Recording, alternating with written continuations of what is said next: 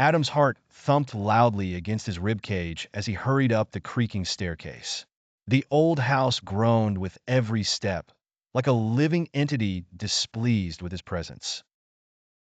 Hollow Hill, his hometown, was no place for the faint-hearted. The once thriving town now resembled a ghostly shadow of its former self, the empty streets echoing with the whispers of unsolved mysteries and the peculiar events that turned its residents into distant memories. Adam's mother had fallen ill a year ago, her body frail and confined to bed. He remembered a time when her laughter filled the halls, but now there was only silence. Or rather, there was a menacing stillness that pervaded every corner of their decrepit home, broken only by the sinister occurrences that began at the strike of 7 p.m. As Adam reached his mother's room, the clock in the parlor below began to chime. He glanced at her pale face. The illness had sapped her strength, but not her spirit. "Adam, it's time," she whispered weakly, her eyes holding a mysterious depth that he had come to both adore and fear.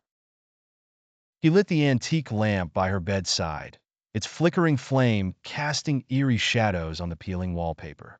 Every night, as the shadows danced, Adam felt that they were watching, waiting for something.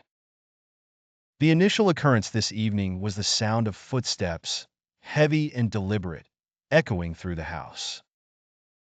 Adam's mom squeezed his hand, her grip surprisingly firm for someone so weak. "They are restless tonight," she said, her voice trembling. Adam's attempts to seek help in town had been futile. Those who still resided there refused to come near the house, their faces turning ashen at the mere mention of its name.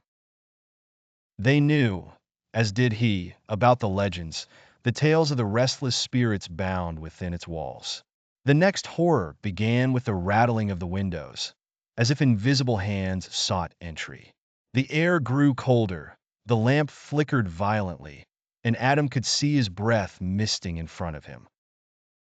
With trembling hands, he drew protective symbols on the door, a ritual his mother had taught him. She began to chant softly, her words an ancient incantation meant to ward off the malevolent entities. The house responded with a low moan, the sounds of scratching and crying growing louder. The climax came with a sudden, deafening silence, more dreadful than the noise. Adam turned to his mother, her face serene. "It is time we seek the answer," she said.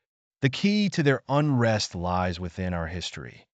She pointed to the old family chest at the foot of her bed. Adam opened it to find an old diary, the pages yellowed with age. The final entry read, "To end the curse, one must uncover the truth buried in the heart of Hollow Hill."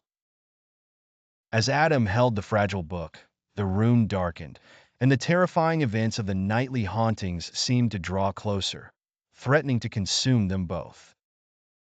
Together, they would face the secrets of Hollow Hill, unraveling its dark history, and hopefully, putting an end to the relentless hauntings of their cursed home.